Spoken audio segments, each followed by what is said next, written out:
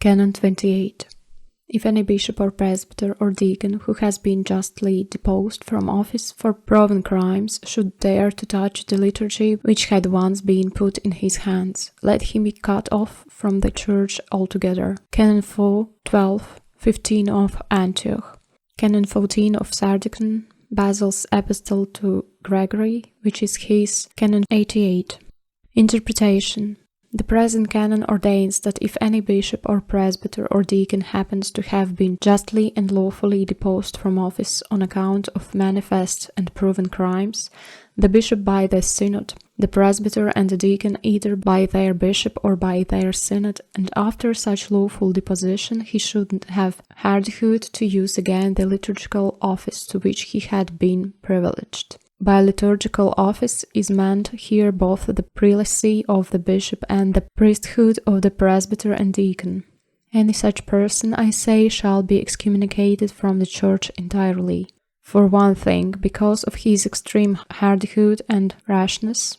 For another thing, because after deposition there remains no other canonical chastisement for those in holy order but to excommunicate them entirely even from the church. And that is just and right.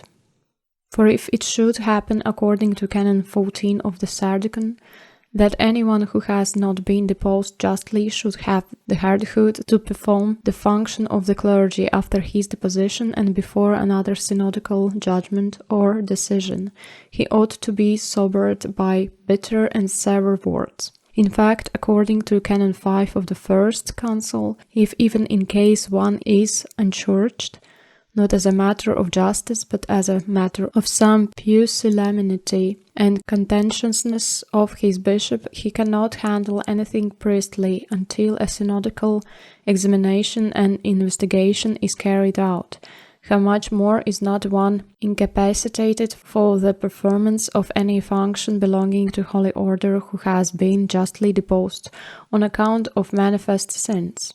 Again, if Basil the Great threatened to condemn Georgi, who had been merely suspended by him, to anathema if he should have the hardihood to exercise any function before his correction, how can it be said that one ought not to be entirely cut off from the church who has been justly deposed from office for manifest sins, but after the deposition has had the hardihood to exercise any priestly function? Concord.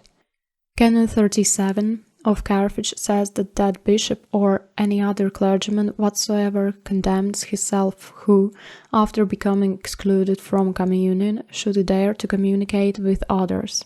Whoever takes the part of one who has been condemned for a crime shall be fined and forfeit his honor according to Canon 71 of the same. One who has been condemned justly by the bishop and refuses to keep the peace in other regions ought to be run down thereto according to Canon 74 of the same. Canon 7 of Nicetas of Heraclea demands that anyone who officiates after being canonically deposed be chased away from the church until he repent, like laymen, and to receive penance in the class of penitents. The civil law in Book 3 of the Basilica, Title 1, Chapter 1, decrees thus. If a bishop deposed from office by the synod should cause disturbance with a view to getting back his bishopric, he must be chased 100 miles away from it, and not be allowed to go even to the emperor. Those who lend him protection and are made liable to chastisement. Divine Chrysostom, however, says, sermon-free on holy orders, that anyone who is deposed on account of envy or any other unjust cause actually gains himself a great reward than that of holy orders.